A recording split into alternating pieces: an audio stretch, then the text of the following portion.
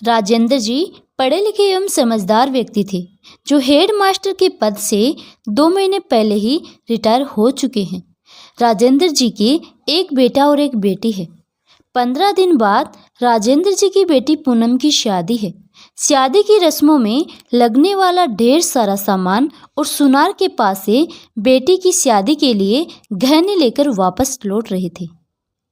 उनके बेटे मोहित ने निशा नाम की लड़की से 3 साल पहले भागकर शादी की थी। निशा झगड़ालू किस्म की औरत थी। वह छोटी छोटी बातें पकड़कर लड़ना शुरू कर देती थी।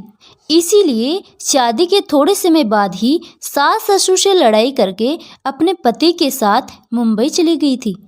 आज सुबह ही बेटा बहू मुंबई से शादी में शामिल होने के लिए आए थे। राजेंद्र जी गहनों का थैला और बहुत सारा सामान लेकर एक टैक्सी में बैठकर घर आ रहे थे। इतने अधिक भागदौड़ से काफ़ी थक चुके थे, इसीलिए उन्हें नींद की झपकी आ रही थी। जैसे तैसे करके बड़े परेशानी से घर पहुँचे। इतना सारा सामान साथ में होने के बावजूद भी उनके बेटे ने उनकी मदद करने के बारे में नहीं सोचा। सारा सामान अकेले उतारकर अंदर लाने में राजेंद्र जी की सांसें फूल गई और वह दरवाजों की सीढ़ियों पर बैठकर सुस्ताने लगे। उनकी बेटी पूनम ने उन्हें पानी पिलाया। उसके बाद वह अपने कमरे में जाकर लेट गई। कुछ देर बाद घर में हो रहे शोर शराबे से उनकी नींद खुली। बाहर जाकर देखा तो उनकी बहू निशा ने पूरा घर सर पर उठा रखा था। बार बार एक ही बात बोल रही थी, बाबूजी ने मेरे कंगन चुरा लिए हैं। बहू के कंगन चुराकर बेटे की शादी करवाएंगे तो अच्छा नहीं होगा। यह सुनकर राजेंद्र जी की पत्नी के होश उड़ गए। उधर से बहू की आवाज़ सुनकर राजेंद्र जी भी आ गए और बाहर आकर बोले, ये क्या बकवास कर रहे हो तुम लोग? मैं क्यों किसी की कंगन चुरा लूँगा? दिमाग खराब हो गया है क्या? ससुर जी, मेरा दिमाग खराब नहीं हुआ है, लेकिन आपकी नीयत खराब हो गई है। अगर मेरे कंगन वापस नहीं मिले तो मैं पुलिस केस कर दूंगी। जब आप जेल की हवा खाएंगे तब पता चलेगा कि किसका दिमाग खराब हुआ है। बेटा, तेरी घरवाली तेरे बाप को ऐसी बातें कह रही है और तू चुपचाप सुन रहा है। तेरी आंखों में थोड़ी सी भी शर्म बाकी है या नहीं? राजेंद्र जी की पत्नी ने अपने बेटे से कहा। माँ, यहाँ से जाने से पहले निशा अपनी अलमारी में रख कर गई थी, लेकिन अलमारी से सारे कंगन गायब हैं और लगभग उतने ही कंगन बाबूजी पूनम के लिए भी लेकर आए हैं। आखिर आप लोगों के पास इतने पैसे कहाँ से आए? मुझे तो निशा की बात ही सच लग रही है। बहुत सही बात बोली तूने बेटा। एक काम करते हैं, पुलिस को बुला ही लेते हैं। तेरी बहन की शादी हो या ना हो, तेरी पत्नी के कंगन मिलना बहुत ज़रूरी है। एक बात बता, तेरे घरवाले के पास कंगन आए कहाँ से?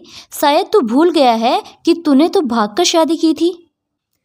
तेरी शादी के समय इसके पास कोई कंगन तो नहीं थे, फिर इसके पास कंगन कहाँ से आए?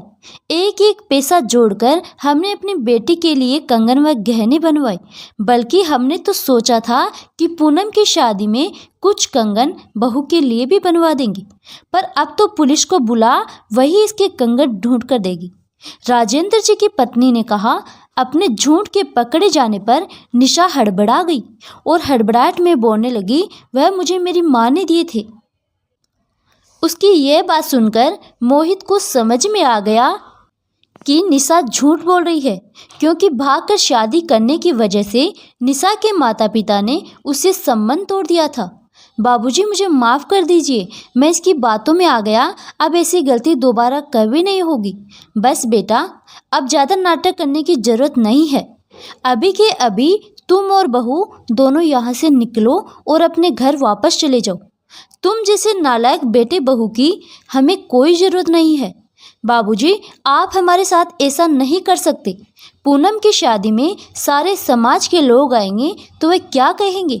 लड़की के भाई और भाभी शादी में शामिल नहीं हुए हैं। अगर ऐसा हुआ तो आपकी क्या इज्जत रह जाएगी? वाह बेटा वाह, बड़ी फिक्र है तुझे अपने बाप की इज्जत की। पर तू चिंता मत कर, समाज लोग सब जानते हैं। अगर तुझे हमारी इज्जत की फिक्र होती तो तू कभी भागकर शादी नहीं करता। और दूसरी बात, सबको पता है कि पूनम के भाई और भाभी कैसे हैं, इसीलिए मेरी इज्जत नहीं जाएगी। तू अपनी फिक्र कर, क्योंकि आज जो तूने मेरी बेइज्जती की है उसके बाद मुझे नहीं लगता कि तुम दोनों को मेरे जैसे चोर के घर में रहना चाहिए। इसीलिए यहाँ से अपना बोरी बिस्तर बांध और वापस मुंबई में जाकर रहो। यहाँ पीछे मुड़कर देखने की कोई ज़रूरत नहीं है। राजेंद्र जी ने बेटे और बहू से कहा। बेटे और बहू ने राजेंद्र जी और माँ जी से कई बार माफ़ी मांगी, क्योंकि उन दोनों को पता था कि अगर एक बार उन्हें घर से निकाल दिया गया तो करोड़ों की जायदाद और मकान उनके हाथ से निकल जाएगा। राजेंद्र जी ने उन्हें माफ़ नहीं किया और आखिरकार उन दोनों को वहाँ से जाना पड़ा। राजेंद्र जी ने अपने दोस्तों और अन्य रिश्तेदारों के साथ मिलकर अपनी बेटी की शादी की। उन्होंने अपने घर का एक कमरा अपने लिए रख लिया और बाकी का घर एक अनाथ आश्रम को दान दे दिया। आज राजेंद्र जी और माँ जी ने अपना बाकी का बचा जीवन अनाथ बच्चों की निस्वार्थ सेवा को समर्पित कर दिया। राजेंद्र जी ने बेटे बहू के साथ सही किया या गलत, कमेंट बॉक्स में ज़रूर बताइएगा। यह कहानी लिखने का मकसद किसी की भावनाओं को ठेस पहुंचाना नहीं है। यह मनोरंजन के लिए लिखी गई एक काल्पनिक कहानी है। कहानी पसंद आए तो एक लाइक ज़रूर करें। धन्यवाद।